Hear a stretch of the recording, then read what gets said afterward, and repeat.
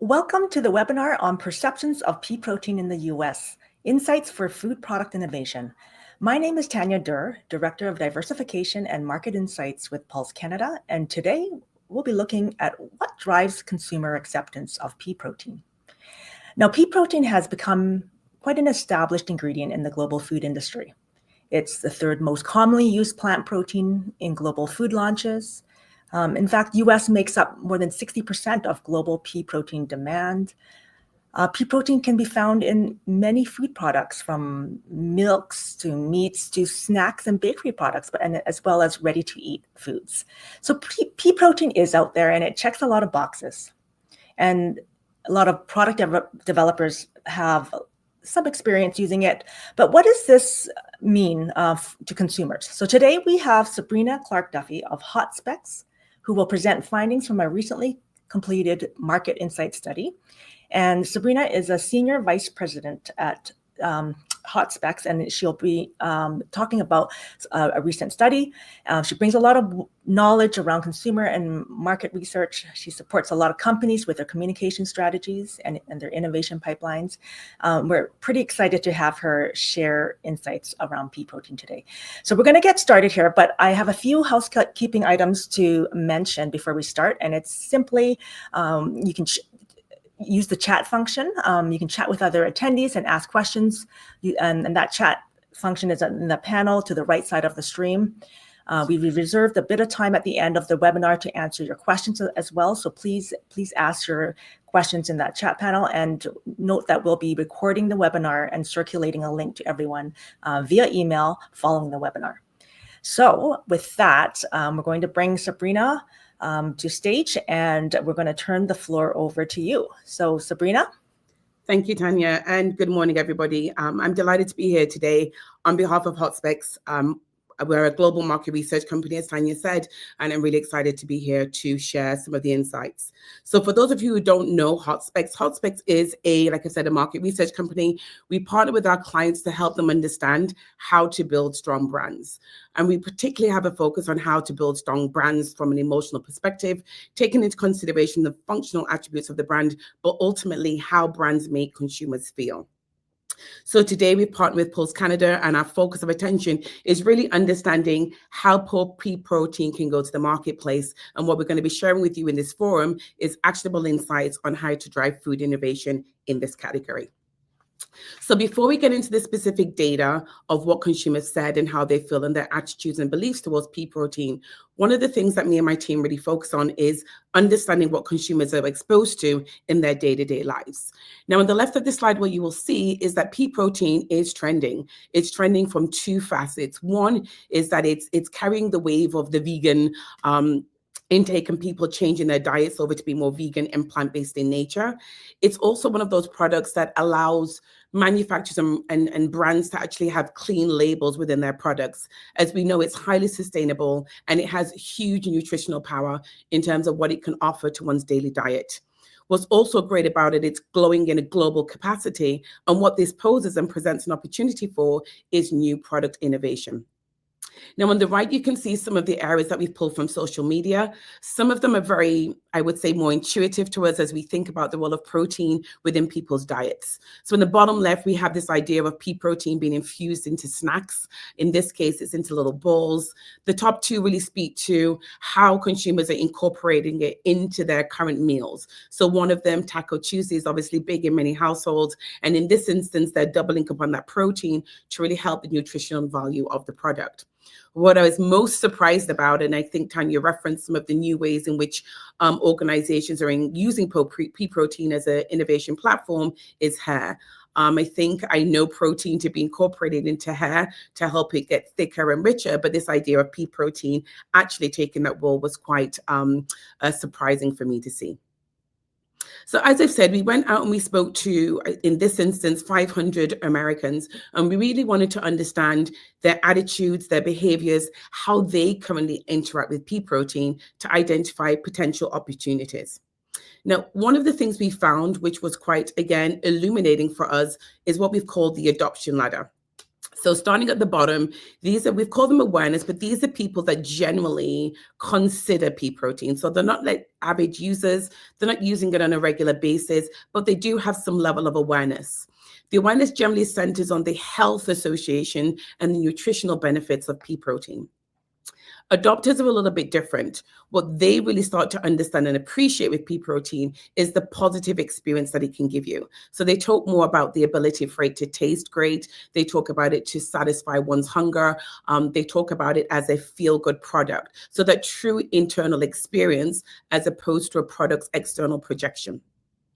And then finally, integrators. There's very few of them in our sample, if any at all. And these really are consumers who incorporate pea protein into their daily lives on a regular basis. And so that's really what we're aspiring to accomplish with this product. And that's the goal that we're working towards.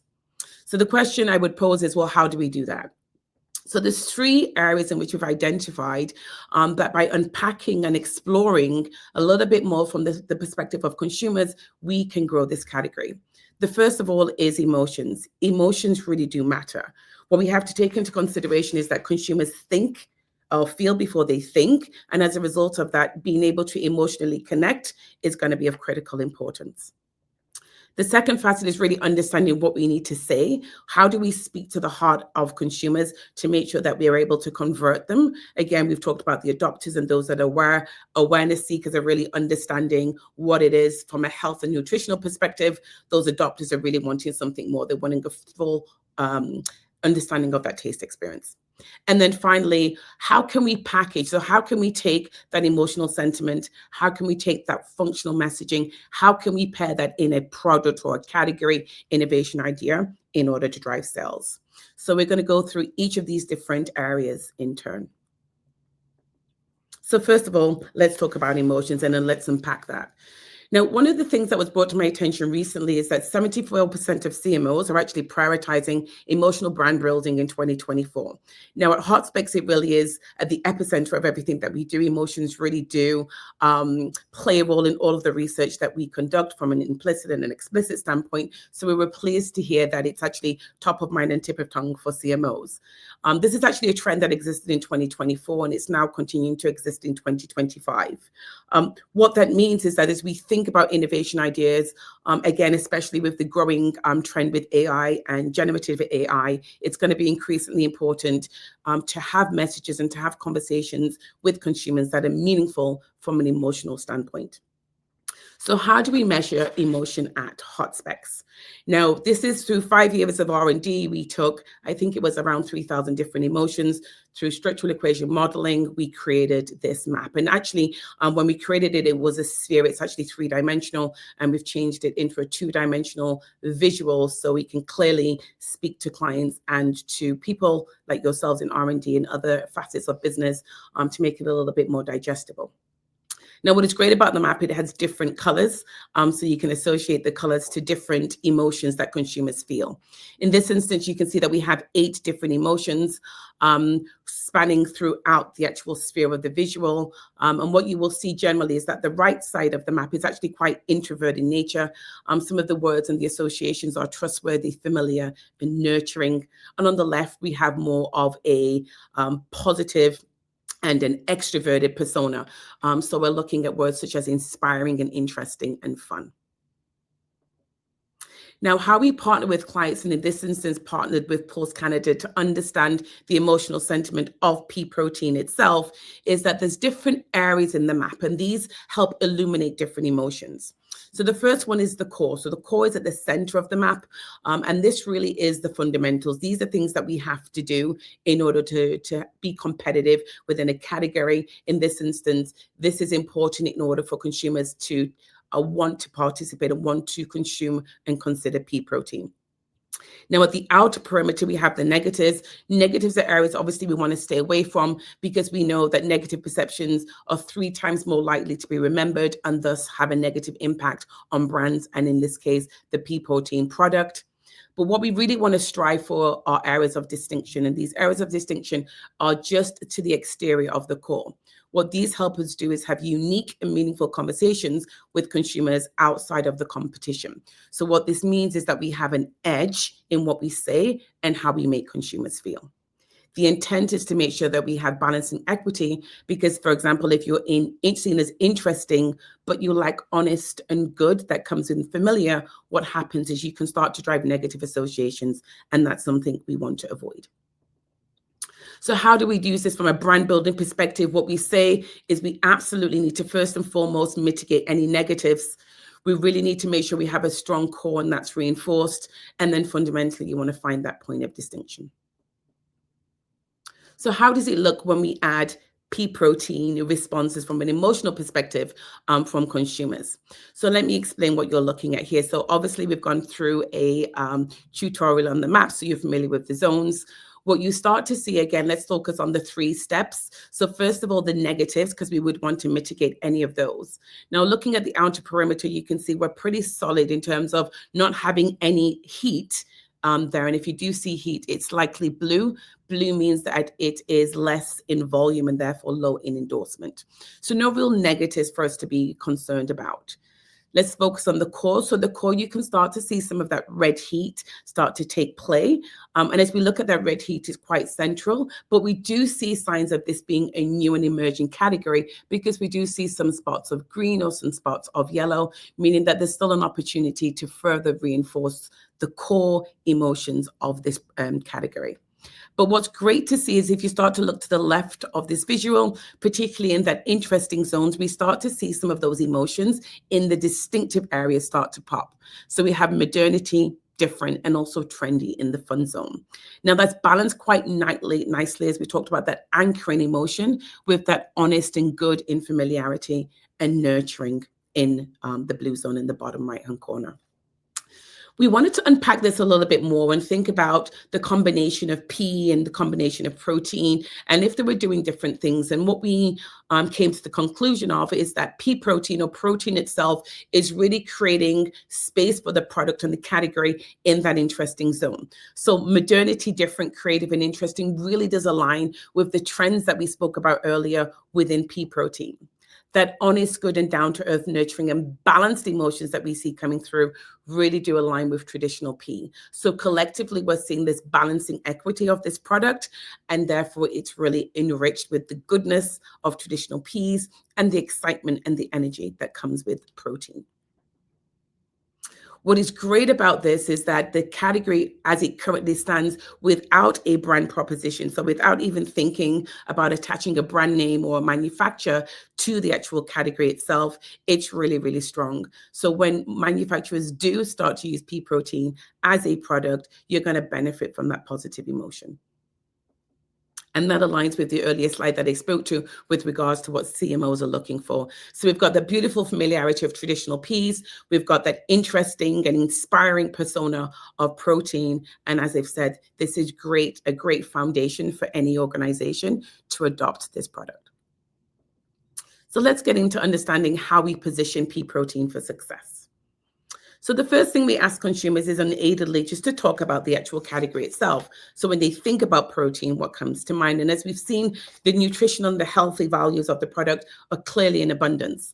One person said, a more natural protein, that is what I look for when feeding myself and for my family. I feel better knowing that they are eating something healthy. My first thought was split peas and split pea soup and English peas. Then when I thought about it and the powder form, I thought about protein drinks people make with fruits, kale, or spinach. So we can really start to see the goodness that the category has to offer. When we aid consumers, we see a very similar trend. It really is them understanding and appreciating that it's plant-based, it's healthy, it's a high quality protein. That's something that specifically comes through. And if you're looking at these numbers, keeping in mind that this is top 2 box in a 7-point scale, they're very strong in terms of the clear functional associations that they attribute to this category. When we aid a little bit further and we try to understand what it is, what else the category has to offer, is easily digestible comes through, which is great. Again, provides protein that is complementary. This idea of satisfying hunger is also top of mind to Americans. But what is it that changes their behavior and fundamentally gets them to consume pea protein. So these are the key statements that you saw previously, and what we've been able to do is do analysis to understand which one are drivers of consumption. And what you can start to see, and these are primarily the adopters. So going back to our adoption ladder, awareness, adopters, integrators, these are really at the middle stage. And so what you see happening is what's important to them are more of the experiential aspects of the actual product itself. So it makes me feel good, again, has that desirable taste, satisfy hunger, and this idea of, again, is complementary to other protein.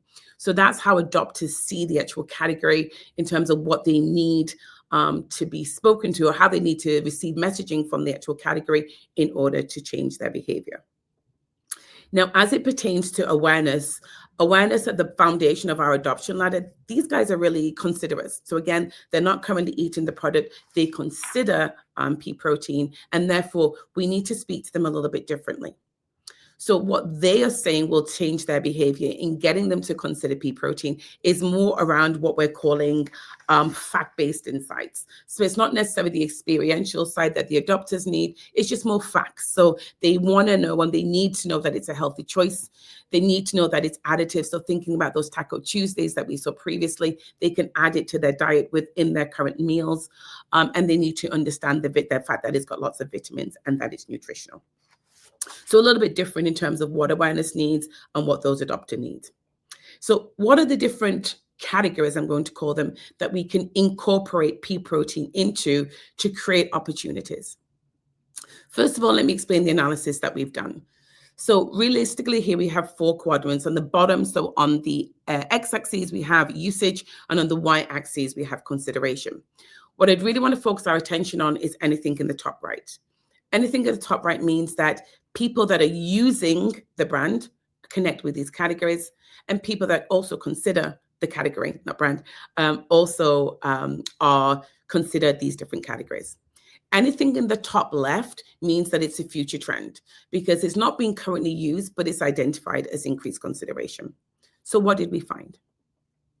So there's lots going on in the top right-hand corner, and I'm just going to explain each of the different components. So we see this gray band. So anything in the gray band is in the band of competence. So we see instant noodles, we see snacks, we see appetizers, salad dressing, ground meat, salty snacks, and pastas. So all of these things have a strong relationship with current behavior and projected future behavior. Anything you see to the left of that gray line, still within the top right-hand corner box, such as meatballs, flatbreads, burgers, and supplements, are identified as things that are over-indexing. So there's definitely an opportunity to start incorporating pea protein into these products. And like I said, in the top left, that's a trend. So bread is something that's trending in terms of people are highly considering it, but it's not something that people currently see or are able to purchase with regards to the marketplace. So again, an innovation idea that should be taken into consideration. So what have we learned? We've learned and understood that pea protein is plant-based, it's healthy, it's digestible. We have these 2 different consumer groups, one that are aware they want more of the fact-based information. Those that are into more of the adoptive stage, they're looking for more experiential ways of talking about pea protein. So fundamentally, how do we drive growth? And this is, of course, the question that most of us really want to understand is, what is the future opportunity? So what we did is we presented different concepts. So these were written concepts. And what we had done is we've taken the key messaging that we've identified in the research. We took the key category areas that we've just spoken about previously, and then we created a nice synopsis of what that new product might look like. We showed it to consumers and we asked them for their feedback. Now, there's lots going on this slide, so I'm going to explain it in detail first, and then we'll start to unpack it in a little bit more detail. So the first thing that you will see in the far column on the right-hand side is the normative database at Hotspex. These are norms that we have for different categories and different products and different innovation ideas. What you will see is 4 columns. So these are the 4 innovation ideas that we worked with: pea protein flatbread, pea protein crackers, protein-enriched bread, and plant-based burgers. Now, the first thing you will see is lots of green. So where you're seeing the green, you're denoting the fact that it's significantly greater than normative expectations. We then have a lettering system. So for example, appreciation top 2 box is 55% for pea protein. You see a C and a D. What that means is that the 55% is significantly higher than column C, which is pea protein enriched bread, which is 38%, and D, which is plant-based burgers, which is 44%. So overall, at a glance, we can see that pea protein flatbread and pea protein crackers were extremely strong in surpassing the other two innovation ideas. Additionally, extremely strong in surpassing the database at Hotspex. So exceptional innovation ideas. I do want to reference, though, that pea protein, the bread, and the burgers still performed relatively well. So they're meeting normative expectations. What we gleaned from this research were areas of opportunity and ways in which these products could be enhanced. But given that pea protein flatbread and pea protein crackers were so strong, we moved forward with those innovation ideas and focused on those. So what is it that we learned about the flatbread? I'm actually going to read the insight because it's really poignant in what it says. So pea protein flatbread leads amongst Americans. It's celebrated for its high protein content and high health benefits.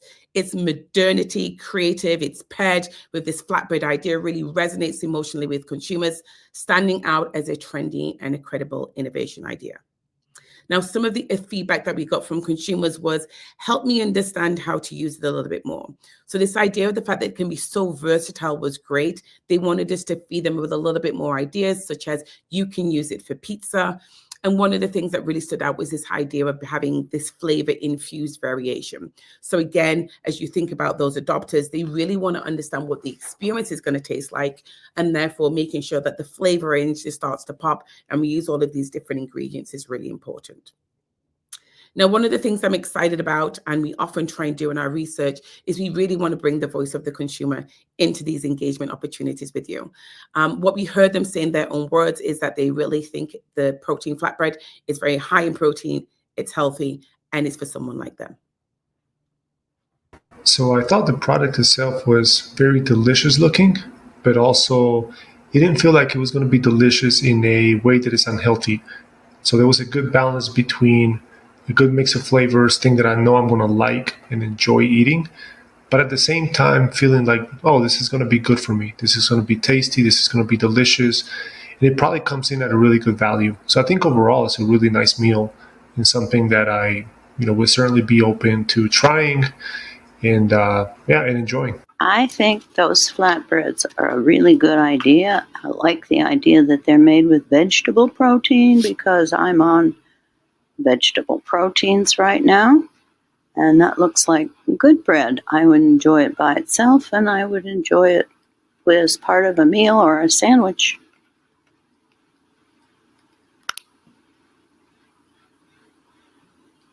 Well, I'm trying to stop.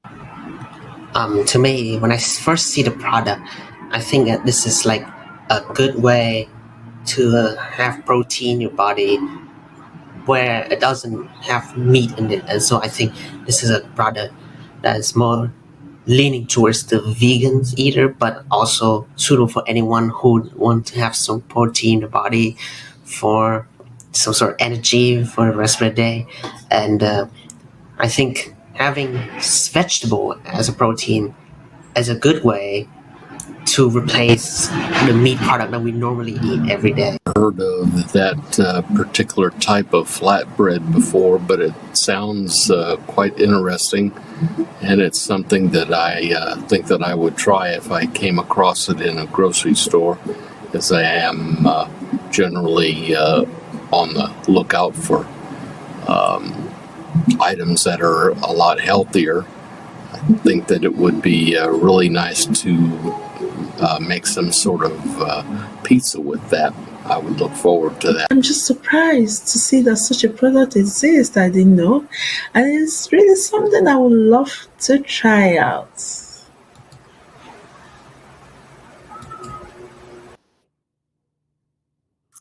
The validation that these are real consumers, with the lady struggling to click to the next screen.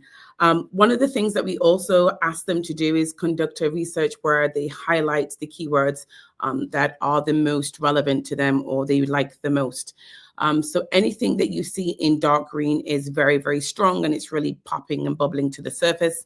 Anything that you see in the light green is also very strong in terms of being highly favored and appreciated. Anything in red just sees low levels of endorsement. But you can see here, as we expose into the concept on the left, the majority of it is green and dark green, which really, again, is a testament to how strongly consumers are welcoming this innovation idea. So pea protein flatbread specifically starts to pop. Anything that references the concept of pea protein, managing blood sugars, really starts to come to the surface as well. The idea of being nutritional, versatile, and naturally savory, as I talked about earlier, is also something that they speak to. So one consumer said, I like that it has a good amount of protein, another alternative to meat, and still getting all that you need. I like the fact that the bread is low in glycemic, and I personally would like to buy this bread. So again, people really appreciate it for its ability to lower blood sugar, as well as the fact that it's high in protein. So let's look at the pea protein crackers. So again, the key insight that we learned from the research is that pea protein crackers hit the sweet spot between health and taste, offering a satisfying snack that feels indulgent but delivers real nutrition. The herbs and spices add a flavorful twist that aligns with what Americans love in their meals. So the idea here in terms of the recommendation was to maintain that savory aspect of the cracker and continue to make sure that it can create or fill that craving that one has when they're looking for a snack. So let's listen to what consumers said in their own words. I think the pea protein crackers that I just saw are a step up from traditional store-bought boxed crackers because they have protein in them, but they also satisfy that need to have something crunchy like a cracker, but with an added benefit of protein. And they are definitely a step up from a potato chip, which is crunchy and salty, and these pea protein crackers could fill that void, but they also could fill you up, whereas you can eat a whole bunch of potato chips and things like popcorn that are crunchy and salty and not get full for a long time, or only full for a little bit, whereas these protein crackers actually fill the need to have something crunchy, salty, and fill you up. And they're good for you if you need some extra protein in your day. And if you top them with something like peanut butter or cheese or tuna fish salad or chicken salad, then you've really got a good protein snack or meal, or you could serve them with a salad and you've got something that's healthy and tastes good and it's satisfying. Really like the idea of the pea protein being added into crackers because it increases not only the protein level of a cracker, but also gives it other nutritional value, probably more fiber, which is always good too.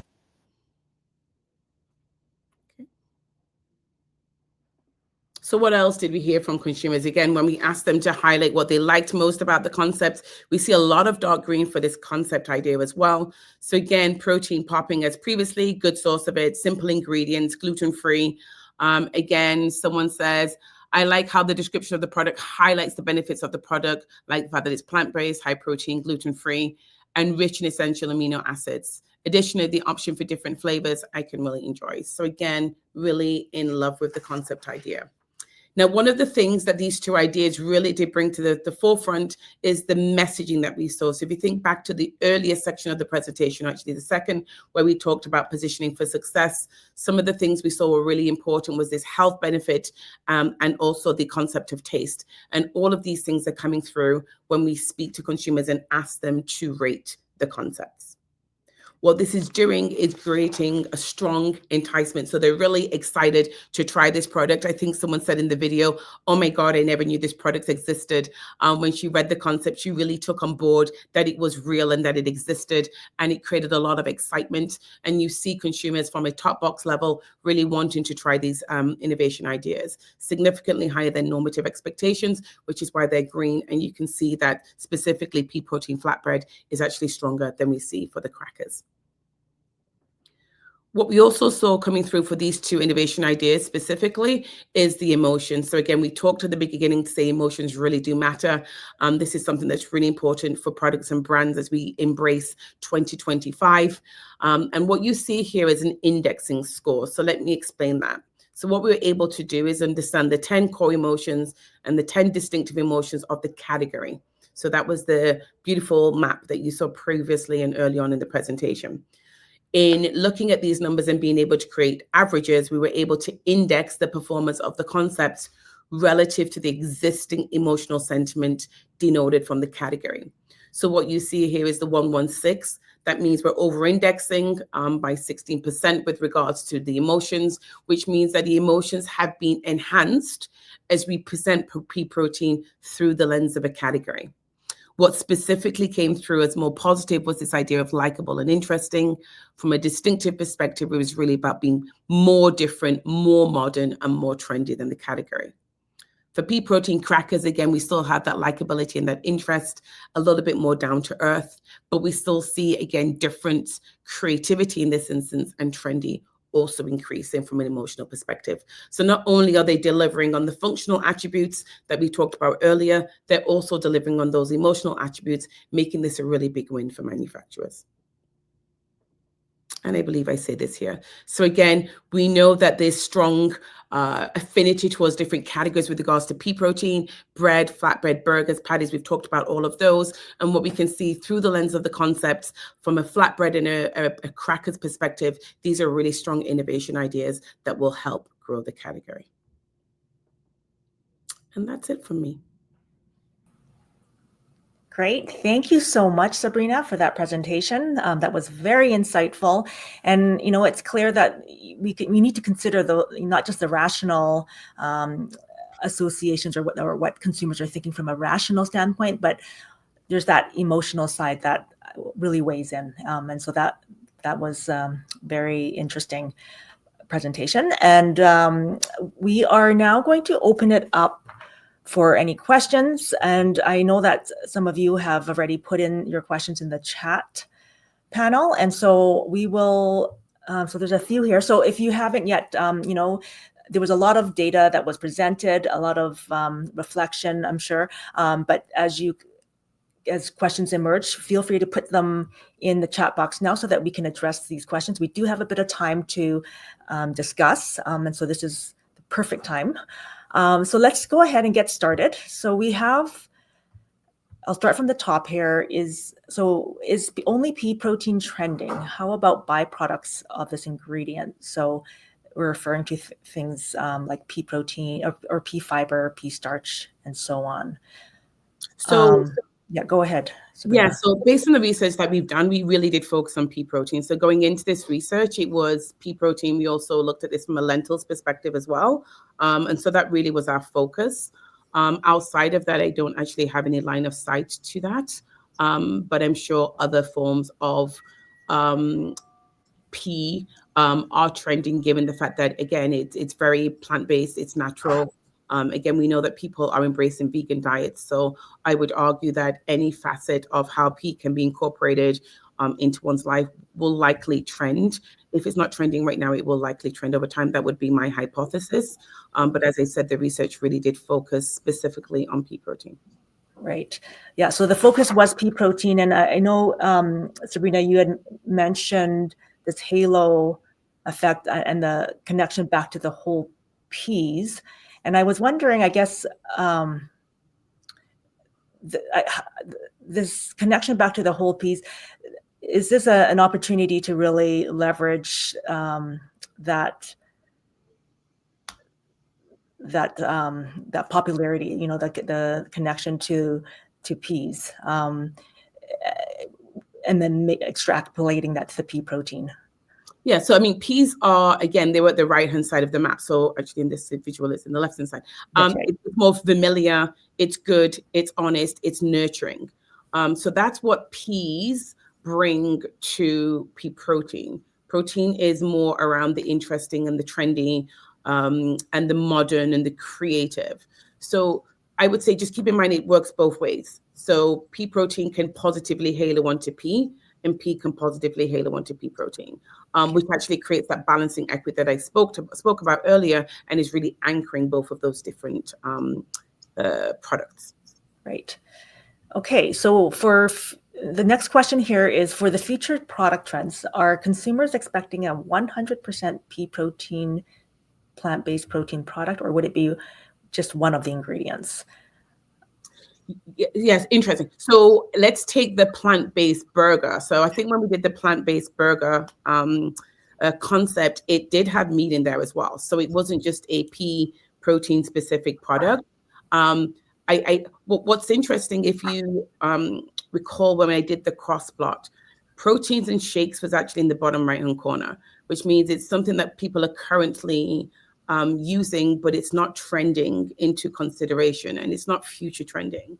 So what I'm seeing more of, and we saw more of in this research, is the incorporation of pea protein into meals. So in order to go up the adoption ladder from awareness to adoption to integration, to do it on a day-to-day basis, people aren't just looking for shakes. They're looking at how can I make this a meal experience. So I would argue that the expectation is that it's incorporated with other foods, and it's not just about being by itself. It's about being additive, and it's about being integrated into one's meal. Again, Taco Tuesday, they were incorporating the protein into an existing meal to give them more protein.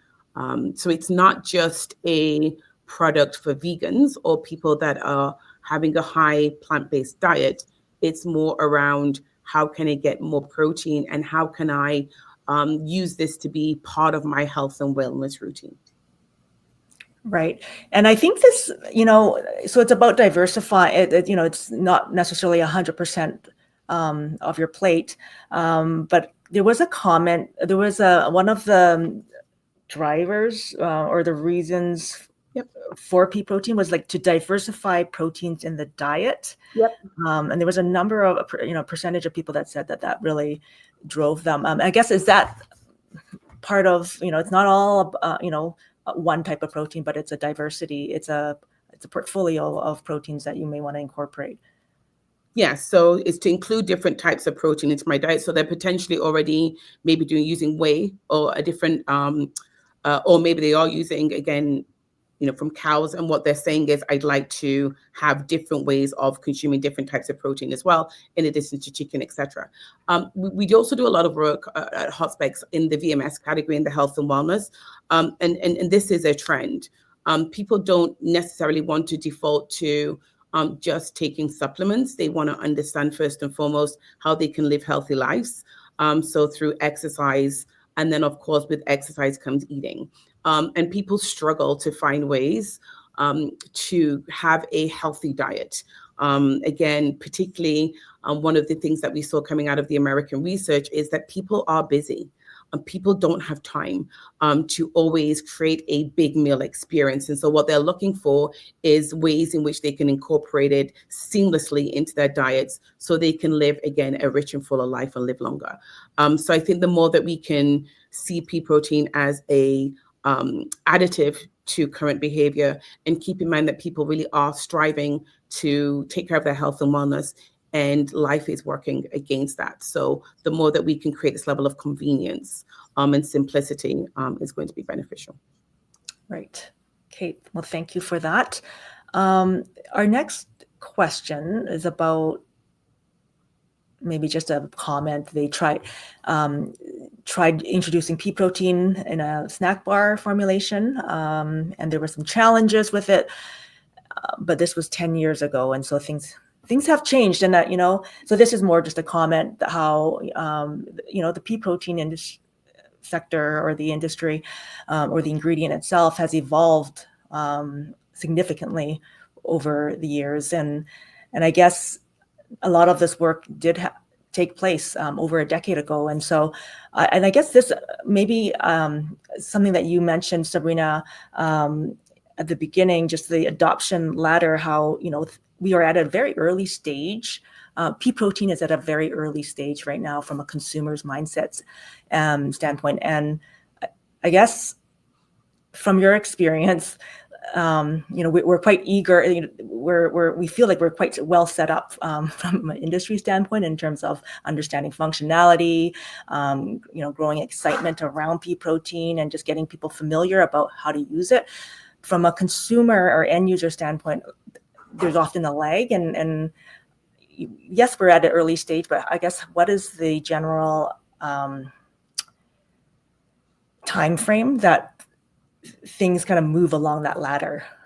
Well, I mean, it depends on how marketing push, right? So there's two things that I always talk about is consumer pull and marketing push. I do think you have a little bit of consumer pull again. So the first slide that we spoke to, where we had all of the trends in terms of clean labeling, plant-based products, sustainability. There's a lot of consumers that are looking for those things. And so therefore they will seek out the innovation idea.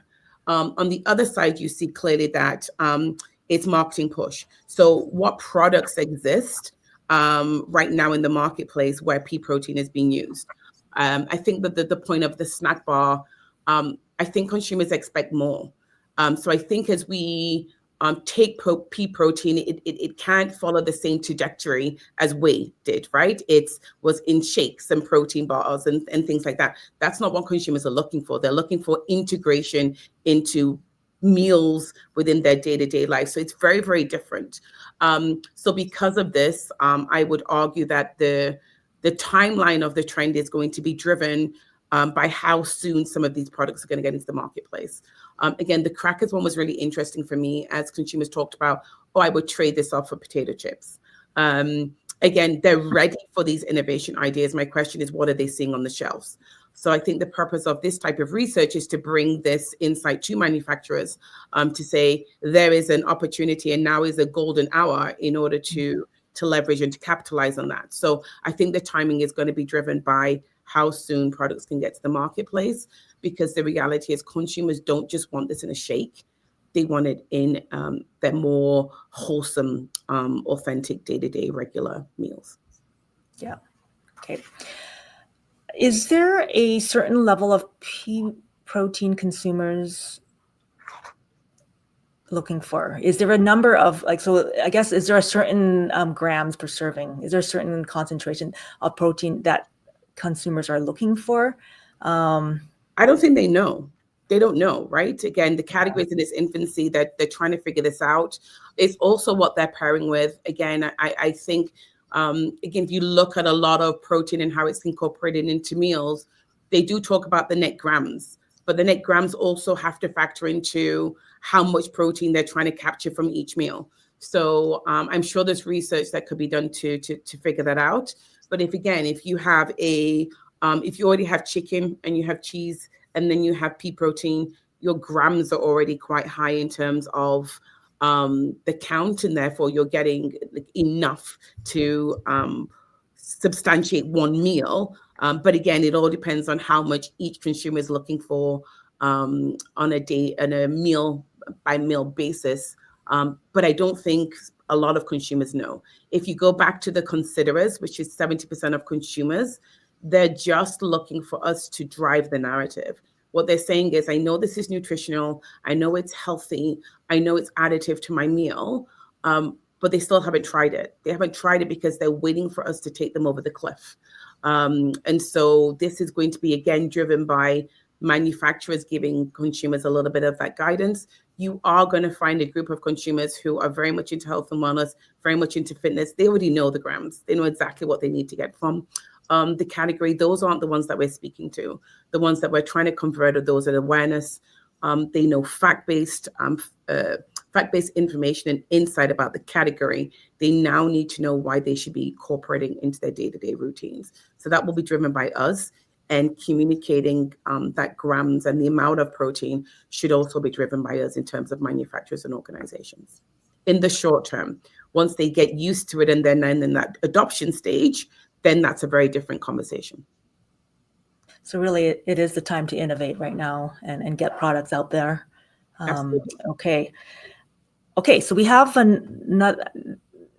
one last question. And the audience, please continue adding your questions. So, and this last question here, or this next question here, is similar to the one before. Do trends lean towards the use of protein concentrates or isolates? And we may not know, but I'll. So this is like the purity of the protein. I don't think consumers would know, but I don't know if you have any additional comments on that, Sabrina. No, like I said, we just really focused on pea protein, so there's no insights there. But I'm sure, as you know, we've just been speaking about, this is an emerging category. There's new things will be shifting quite frequently again as manufacturers start to create products. Things will change. We'll learn more. We'll understand more in terms of what now needs to be taken to the marketplace.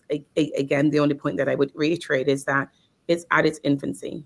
So we really want to focus on some of the fundamentals and then start to enhance the conversation as consumers become more familiar with pea protein and it becomes more of a staple within their homes. Okay. So we have another question. It's leaning towards the fiber now. I mean, this was really, we were really focused on pea protein, but it's a general question about are consumers interested in fiber, because using pea flour would deliver both the protein and fiber. So this was a pea protein study. We really wanted to dig into that specific ingredient. But I know that in some of the qualitative responses, fiber did come up, but more of a cursory comment. Yeah, I don't just looking back at the inside, I don't see anything that's fundamentally about fiber. Again, that goes to the positioning. So one of the things that we saw with the positioning of the bread concept. So if you think about bread was in that top left-hand corner, which clearly illuminated itself as a future trend. But then if you think about the concept that we showed them, we didn't see the same response coming through. And part of that is how you package it, right? And how we packaged it. So the way we created this narrative around bread wasn't as strong as the narrative we created around pea protein, so around crackers and the flatbread. So it really is thinking about how you package those sentiments. So fiber wasn't one of the variables on here. You could argue it wasn't needed because it still drove, they still drove consideration and they still drove purchase intent. That being said, had fiber been incorporated, potentially it would have actually created an amplifier or more meaningful messaging to consumers. So what I would say is that the narrative is going to be important over time, and fiber potentially could play a huge role in terms of speaking about it. In this instance, we didn't have it as a factor. There's a lot to speak about with regards to pea protein. Tanya can attest to the fact that during the process, we were like, no, we have to pare things down because there's a lot of messaging out there. And so we tried to focus on what we thought was important at the time. Fiber might be something that will illuminate itself later, but it wasn't something that formed part of this research. For sure. Okay, well, I'm going to add maybe one or two more questions, but if anyone else, this is your last chance to get your questions in. I have an interesting one. This came up, and the comment about flavor, there was a comment right at the front end of the presentation about the undesirable taste as a functional driver of consumption. So consumers noted that it was actually it was an undesirable taste that they liked. And then you talked about how we want to stay away from these negative associations on that heat map. So can you just unpack that a little bit? Just kind of contrary thinking. Yes. So the reason why what people are saying is that pea protein has an undesirable taste. People, in order to make that statement, you have to have consumed pea protein, right? So what's happening is it's not a driver per se, but it correlates to consumption. So people that are consuming pea protein denote, or more likely to denote, that it has an undesirable taste. I will tell you from my own personal experience, I drink pea protein. I won't talk about the brand, but I drink pea protein as a morning shake. I also mix it with almond, can't say almond milk, but almond beverage. And I shake it in a shaker. And my team could tell you, they're actually in the room with me here, that it's gross. Like, it has a horrible taste. Because I'm getting just the pure, I get the lumps. It doesn't always blend, but I still do it on a regular basis. So it's just to keep that in mind, that again, we're at the infancy. We're not quite there yet in finding a way to make it seamlessly incorporated into foods. And funny enough, the brands that I'm speaking to have now come out with a ready-made shake. And I think the reason why they've come out with a ready-made shake is because they know people are struggling with the lumps and the clunks and trying to get it to be smooth. And therefore, it's now you can buy the ready-made format.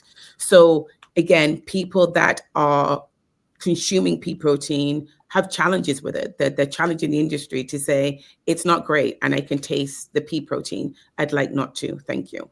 So again, the undesirable taste doesn't mean that it's something we need to strive towards. What it says is that people that are drinking, or actually, let me change that, consuming pea protein on a regular basis are more likely to say that the taste is undesirable, which is a call to action for the industry.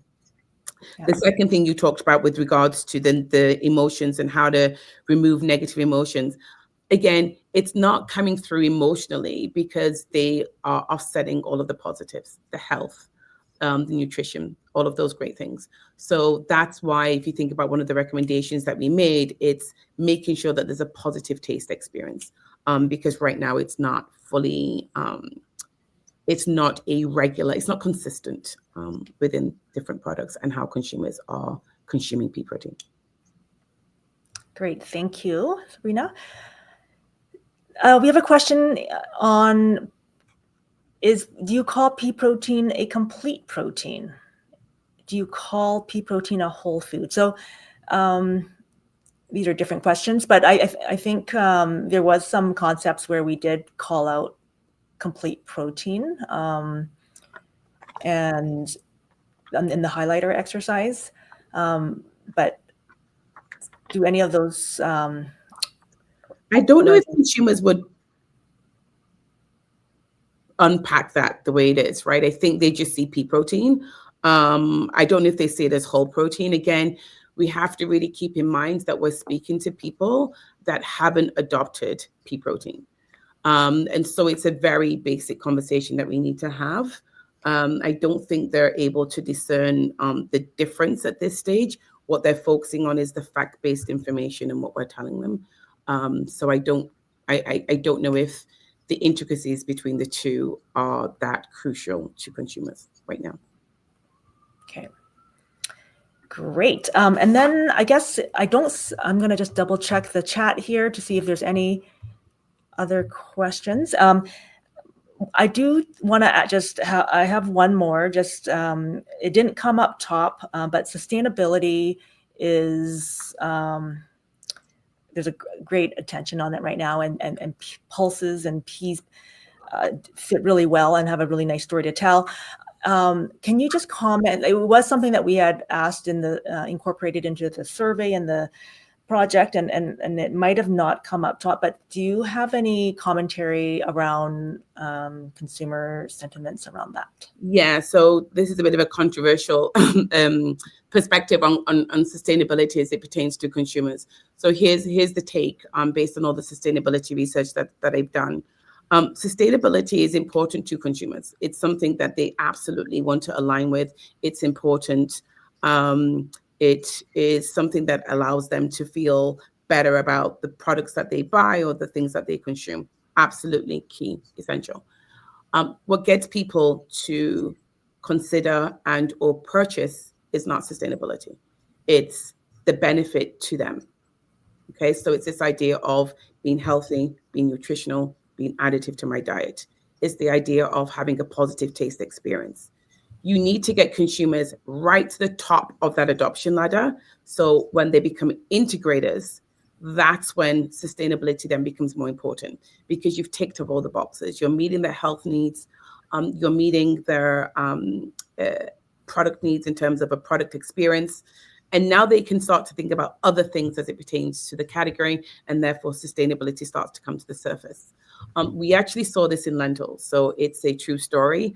We saw that consumers who were at the top of the adoption ladder with lentils thought more about sustainability and thought beyond their own personal needs of the category because they were being met. Therefore, they could think outside of themselves.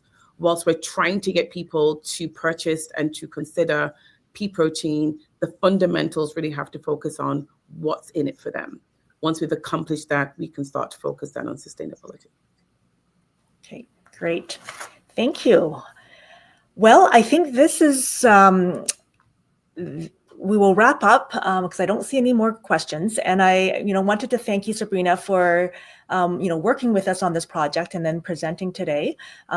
We are very excited about pulse ingredients and pea protein particularly. And I thank you again for taking the time to present what your findings are. And it was very insightful for myself, and I hope it was insightful for our audience here. And so there's a few things here I wanted to mention. We are Pulse Canada. We are the national association that represents the growers, traders, and processors of Canadian pulses.